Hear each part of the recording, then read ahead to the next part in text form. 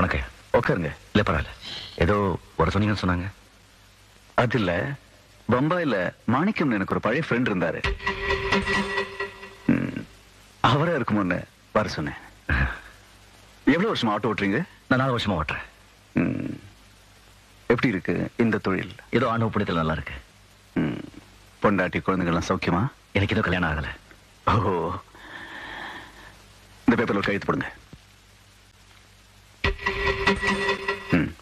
நீங்க போலாம். ரொம்ப நன்றி சார்.